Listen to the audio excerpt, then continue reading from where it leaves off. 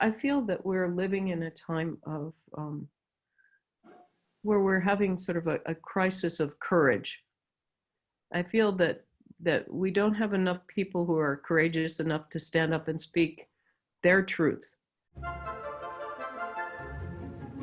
Conducting the Future. Our interview series starts from the question which ecological, political or social responsibilities conductors see included in their work today. In how far has a conductor's engagement changed since Herbert von Karajan's era, and how do conductors of today see the future of their profession? Can the answer to all be found in the music, or is that a naive attempt? From what point in one's career is a conductor in the position or even has the responsibility to influence our society? Conducting the Future.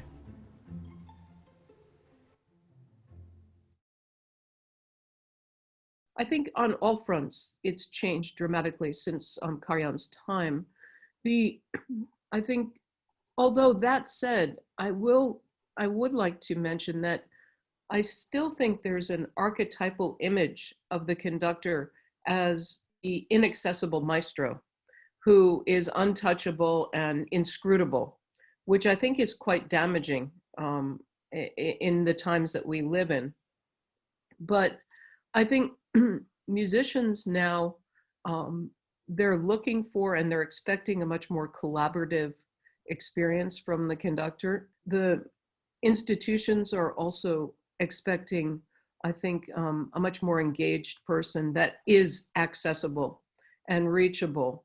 And so I think on one level it's changed dramatically, but there's still this, I think this holdover perception of the conductor as, you know, the maestro way up above in the clouds. Do you like to be in the clouds, or is that something you are trying to change? You know, as a person, I'm very direct, and I think I'm quite grounded. So it's not my nature to be up in the clouds and on, you know, sort of looking down from on high. I really like to connect with people on the same level, and I really like to build my orchestras. That's what interests me, much more so than just flying in and flying out. I'm interested in the orchestra as a service organization, giving service, giving comfort to people in the community. So this is what interests me. So it's not in my nature to be up in the clouds, I don't think.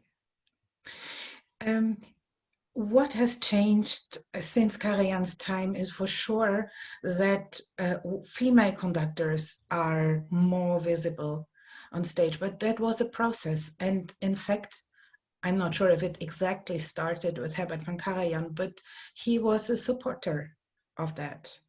He was definitely, and Kristen, who runs the Taki Alsop Conducting Fellowship, which I started in 2002, can speak a bit more to that. But I had no idea of Karajan's history with supporting women on the podium until I met, well, coincidentally, I happened to meet a conductor, a woman named Julia Kaiser, and she told me, she was in her early 80s when I first met her a few years ago, and she told me the story of going to a master class that Karajan was giving in Lucerne and going up to him and saying, "What do you think about women conducting?" And he said, "Well, I don't see why not. Why don't you come tomorrow and conduct for me? Let's see." And she went, and he said, "I see absolutely no reason why you can't, except that you're going to have to be very strong to withstand the criticism." And so a few years later, she went to Berlin and studied with him. He was her first conducting teacher. We will follow up now with Christine, but at the same time, keep in mind this matter of being strong, because that's something we will have to talk about later, and I want your opinion about this as well. But Christine, you are running this, it's a fellowship, it's a so the network character of this stipendium is very important. So maybe first you want to say what was in need when you founded it together, and then also how times have changed since Karajan's times. So Marin founded this. I was not one of the founders, but I have been alongside Marin since she founded it, and before that, and I've come on board recently as to formalize it a bit, because it's been a very grassroots kind of organic organization that has supported now 24 conductors, women conductors, since it started. We've got 16 nationalities. We've got 18 music directorships or chief conductorships. And what we're doing now is really trying to take it to the next level in terms of really creating a community, creating a support system, creating mentoring for the conductors to do for each other, but also for the next generation. And so in this time period that Taki has existed, it's really interesting to see the women that are further along in their careers now, that started off much younger, and they're mentoring the younger ones. They're bringing them to guest conduct their orchestras, and it's a beautiful thing. So when it started, I mean, I've seen Marin since the beginning of her career. I've known her and watched her go from different situations. And it has changed a lot. It's better. It was really, really rough at the beginning, 30 years ago or so, just because there were certainly certain attitudes about what a conductor looked like, what they wore. I mean, it was very gendered. So it was interesting to see, and it was really, really tough. And it took so long for more to come along and get opportunities. That's why she started Taki, because she was doing well, and yet there were not very many women along with her. So it's a wonderful thing. I like the expression grassroots. We don't have anything similar in Germany, but it's such a fantastic word. And grassroots means really sowing the seed into the ground where from and you not picking up from somewhere, but really saying, okay, this is an open field, and now you can come and grow. Well, it was certainly very, very important when it started, because there wasn't the support, and when women were out conducting, they were very much alone and on their own, and they couldn't talk about certain things with male conductors because they were always somewhat under a lot of scrutiny. And grassroots, I guess the way we approach the conductors, this is what I think is really special about it. Taki didn't start so that it didn't start as an organization first. It started serving women conductors first. So it has taken each woman conductor, where are they in their career? What do they need? What kind of mentoring, what kind of support from Marin? What kind of other mentors would be good to bring in? Do they, so it's very grassroots in that it's not one size fits all. It's really tailored to each conductor that is brought in. It's also, God, I don't know how to describe it, but in that way, it's very personal. And so the women, it's just not it's not as formal as some, which I think makes it much more engaging and much more meaningful, and have a deeper root for the women that are involved. Personal things, Marin, I'll hand it back to you. The one-to-one connection in the training process, but also the one-to-one connection, one conductor to one orchestra, is very important, because every conductor, male or female, has their own handwriting and their own personality. We're coming back to the strength factor as well, you mentioned earlier. So how to let's pack a box. Let's put it like this. Let's pack a suitcase. What belongs in there? Enough strength, a deep voice, a great impressive person. So what does it need to be, or simply just musicianship? What does it need to become a conductor? Where do you start from, and whom would you probably say directly, okay, this won't work out for you? Yes, this is a very,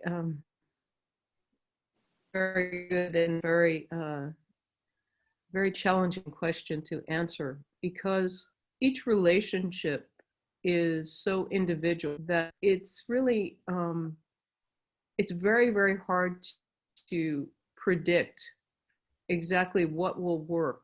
But in my estimation, I think the first quality one needs is absolute conviction, passion about what one is doing, and I think in an unwavering commitment to the composer and to the music, to the creation, and an understanding that our role as conductors is to be the messenger for the composer and try to enable the musicians to be the best they can be in that moment. So I think when one approaches an orchestra with this kind of value system, it automatically goes well, because that's what they want.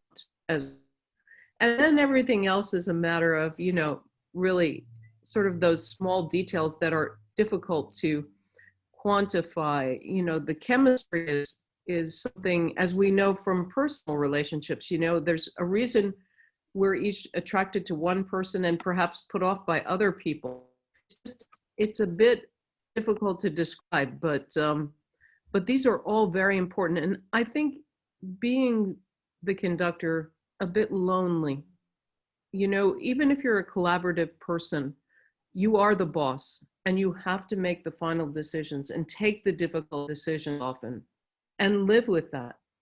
And I think for anyone in a leadership role, this is always a big challenge. But I think it may be even particularly more of a challenge for us as women.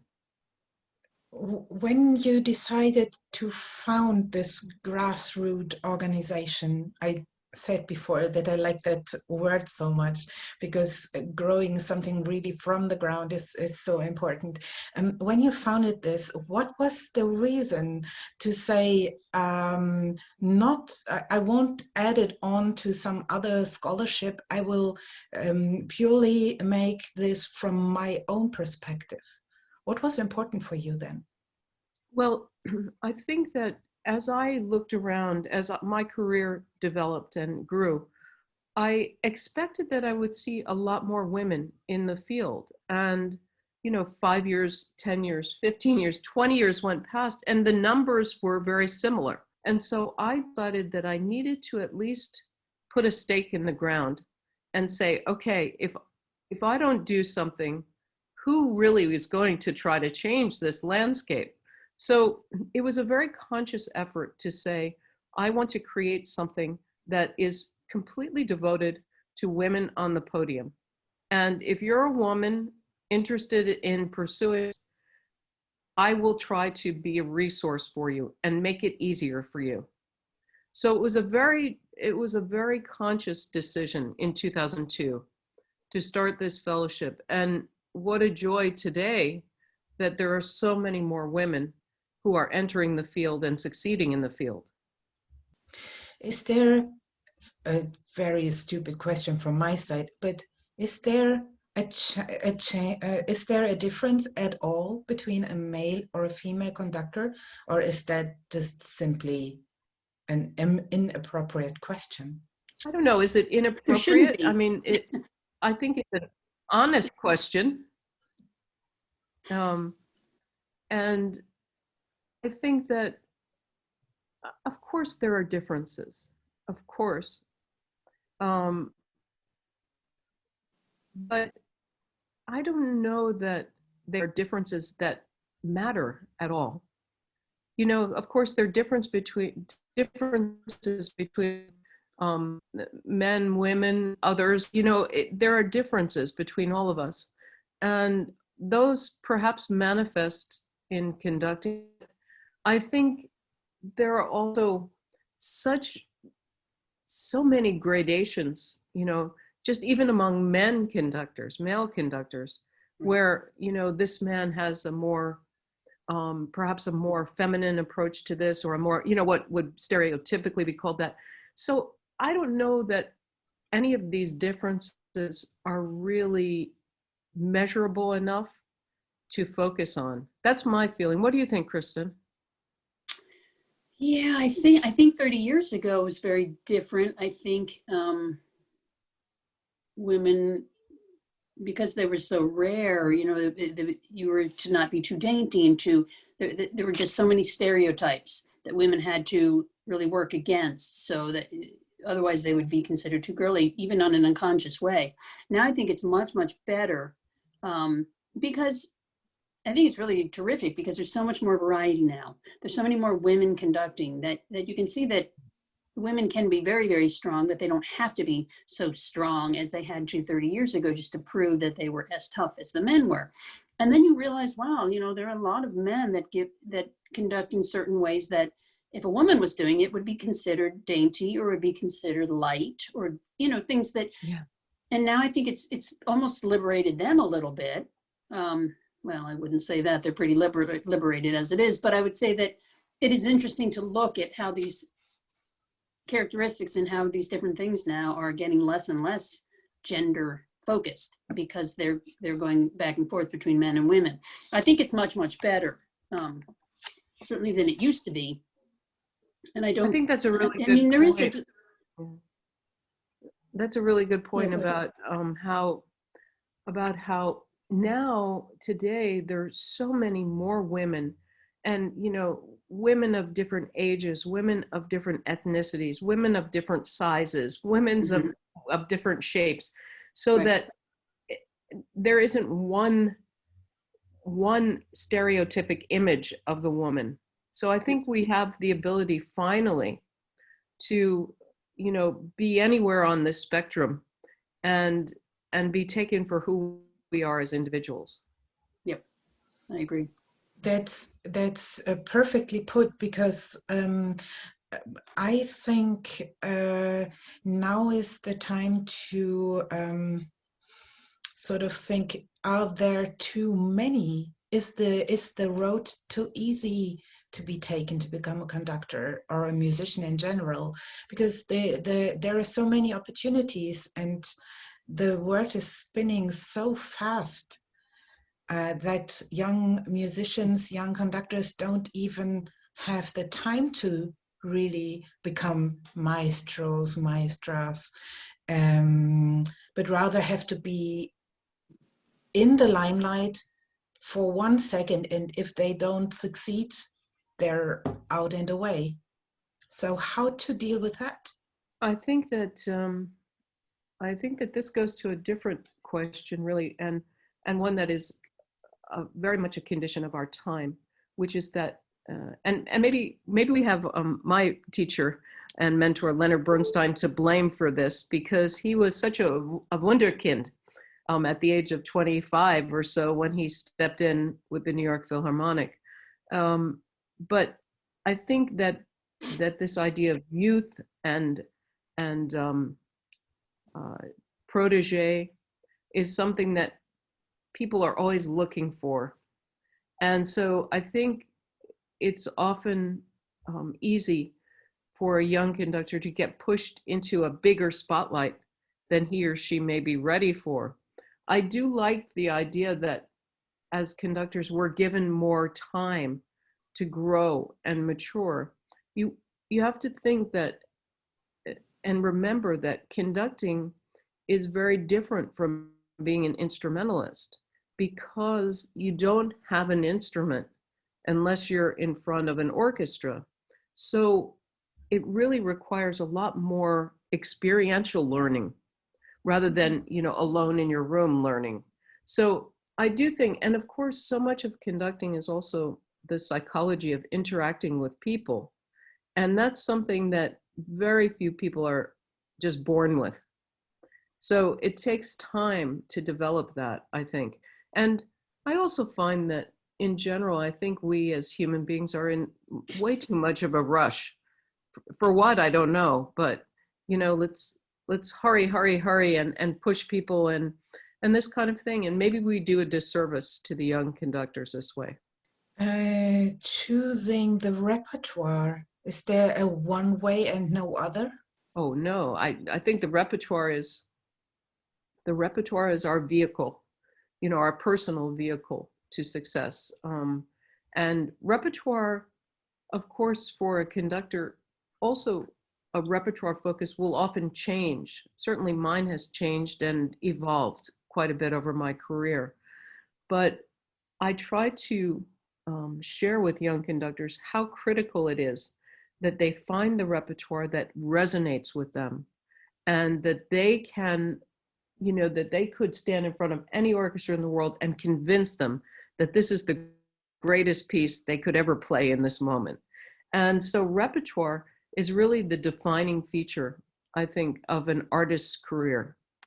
And of course, it will change and evolve over the years, but it's very, very important that it be repertoire that the individual can really sign on to. I don't say that you have to know, of course you have to know standard work. So I do say that, but I don't say you have to go, you know, alphabetically through the repertoire like this. You know, you must start with Beethoven. No, not at all. If Bartok appeals to you, really speaks to you, if Barber really appeals to you, that's what you should go for. And then try to create a balance, like a menu, you know, and fill it out with things that you might not gravitate toward.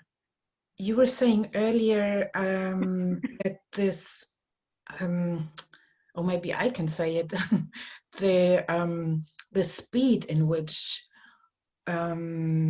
people have to be in the front line earlier than it's good for them. That has to do, I think, as well with audiences who want more and more younger people. So have we now been able to catch up with the gender thing on conductors, but stayed behind in the development of audiences? Maybe that is something that should be happening in this, at the same time. Do you mean in terms of audiences embracing a wide variety of conductors, or what do you mean in terms of? Well, audiences embracing conductors at all, and not maybe, is it important to open workshops or rehearsals for audiences as well, to show how much work is actually behind this person who's then dancing in front of the orchestra and they play beautiful music? Oh, well, this is a big issue, and something I'm extremely supportive of, this idea of creating access for the listeners to the process of what we're doing. I've always wanted to create opportunities for the public to sit in on rehearsals, you know, whether it's literally sit in or these days through Zoom or Skype, and observe the process, because I think the creative process is one that every human being can relate to. We're all creative beings, and watching someone else in the throes of creativity, it can be very inspiring for people. And of course, these days, without the same level of music education in school as youngsters, I think it requires an even bigger effort on our part to reach out to listeners and to the general public, and to create access at concerts, rehearsals. I was a music director of a festival in California for 25 years, a contemporary music festival. And when I took over, I suggested that we try to open all the rehearsals, have talks with the composers, have talks with the young conductors, with the musicians. And as a result, the festival started to grow and became one of the most popular festivals around. All contemporary music, mind you. But it made me realize that it's not about that specific repertoire, but it's about the human interaction and the human connection. I think that's the great secret that makes people addicted to music once they've entered one of the rehearsals or one of these occasions you just named. Is that the future also, away from the actual concert event, opening the adventure of music making as a listener, even joining in as amateurs, or is that watering down the greatness of the orchestras? No, that's a great question too. You know, I think that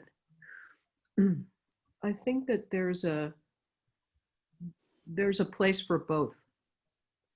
I think that there's a place for non-professionals to be much more engaged with professionals in the process of making music, to get inspiration, to draw knowledge and experience, share experiences. I started a program in Baltimore called Rusty Musicians that would have non-professional musicians come and play with the professionals. And it was and continues to be a very moving program. But of course, I did have to share with my musicians that the measuring stick, the way we assess it has to be different, because it's about personal connection. It's not about, you know, trying to push yourself to the artistic perfectionism that we're used to. It's more about really taking the time to connect with someone. So I think that there are different ways to value experiences, but they're all important. And there's no reason why you can't strive for the highest artistic excellence and also strive to be connected on a human level. We have framed it now from the conductor up in the clouds to the very personal connection to one audience member and one musician in the orchestra, and of course to the young generation of conductors. Where's the publicity and where's the privacy also of a conductor?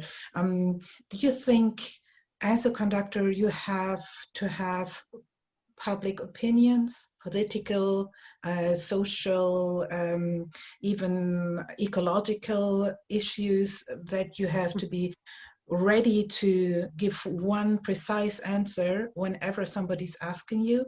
Or is that also taking away the importance of a conductor? That's a great question also. I think this is a very personal and individual choice that one makes. And,